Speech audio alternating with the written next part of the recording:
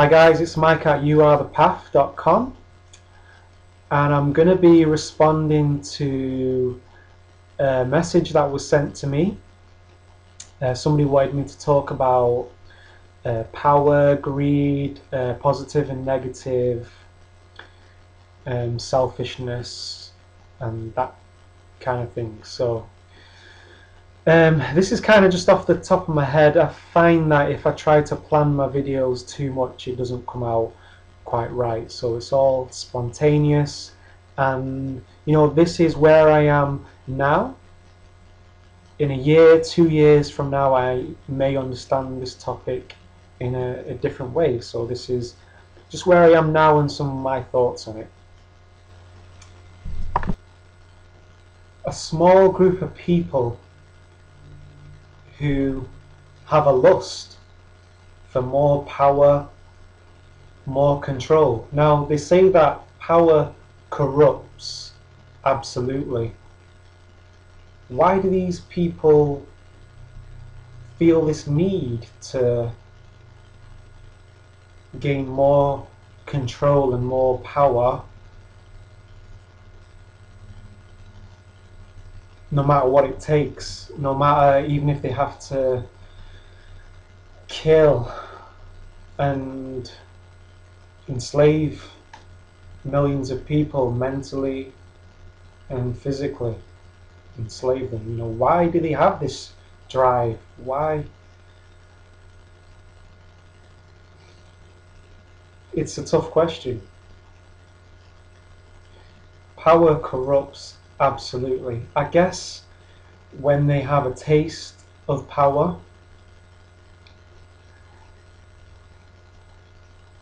depending on their level of consciousness and where they are on their spiritual journey, maybe they've not learned the wisdom of love. They don't feel that love towards themselves. They feel that they have to fight for survival. I think if you really looked closely at these people, they're enslaved by their own ego. And the ego's main prerogative is survival. Survival of the self, regardless of the consequences towards other people. So, these people don't have empathy in the way that you and I have empathy. Whether that's because they're cold-blooded reptiles or whatever, I don't know if that concept works for you. I mean, as far as I'm concerned, they may as well be reptiles the way that they behave. If not actually physically, that then metaphorically they are cold, very, very cold. Now, we have to get beyond outrage. Anger has a purpose in getting angry about being enslaved and wanting to create change, but eventually we have to get beyond the outrage and beyond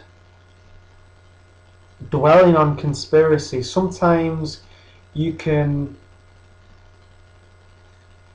get so into learning about the conspiracy that is going on the planet right now, the propaganda, to the point where you neglect that we are on a spiritual journey. We're spiritual beings in a physical body. We have things about ourselves that we need to learn. Everybody is at different levels of consciousness. We're all going through different things. Now, I heard Alex Collier talk about the Pleiadians. Now, regardless of whether you think that it is possible that there may be intelligent life on other planets, regardless of whether you think that's possible, I just want to share with you something he said about the Pleiadians. Now he said that they're all psychic, so everybody knows where each other is up to because they can read your mind. So there are no masks, people pretending to be something that they're not. They can see straight away what it is that you're dealing with. And in their society, everybody has the space to deal with what it is they're going through.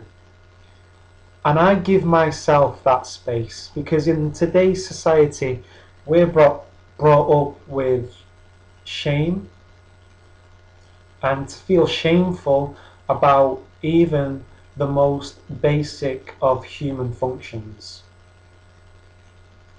Feeling shameful about our own sexuality and expressing our sexuality.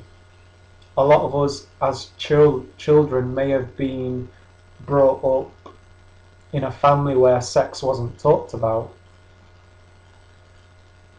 and that will have taught us that there must be something kind of wrong with sex. You know, if we don't talk about it, then you know what, as a child you're led to believe that there is maybe something wrong about that, and then you can turn that into yourself, towards yourself, and think, well, is there something that's not right about me for wanting to do this? So today we are all going through things about ourselves. It may be shame. We may get angry towards people, and then we're thinking, you know, why am I being angry? I don't want to be that type of person. Or jealousy. Give yourself the space.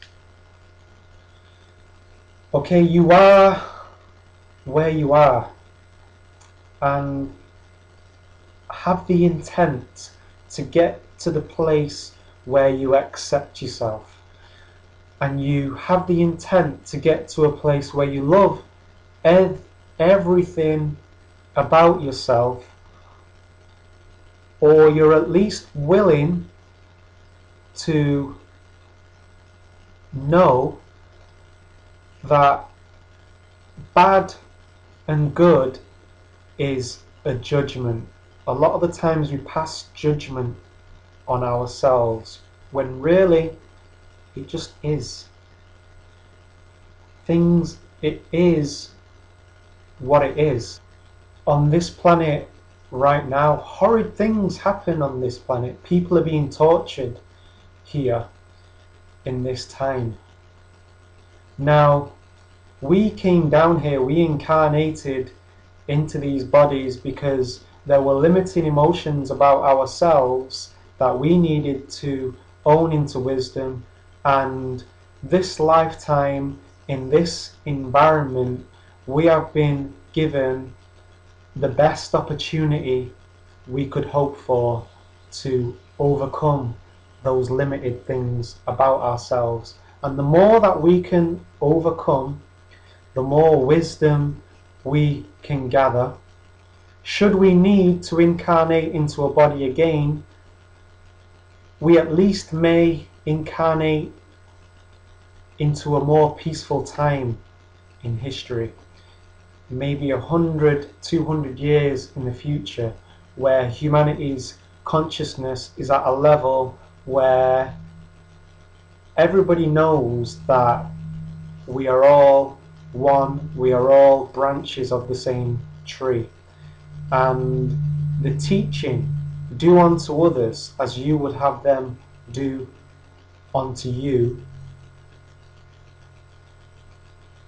is seen. And people don't live that way because they feel that they should. They don't do good things because they feel like they should. They do it because they're compelled to do it. They're compelled to give love, and they love themselves. So if we can at least love ourselves and love everything about ourselves, and intend to experience unconditional love for humanity and acceptance of humanity, even the bad, the so-called bad things that are happening that we judge to be bad. If we can get to that stage, then we won't have to come back to this time and have to witness the things that we witness here on earth in this time.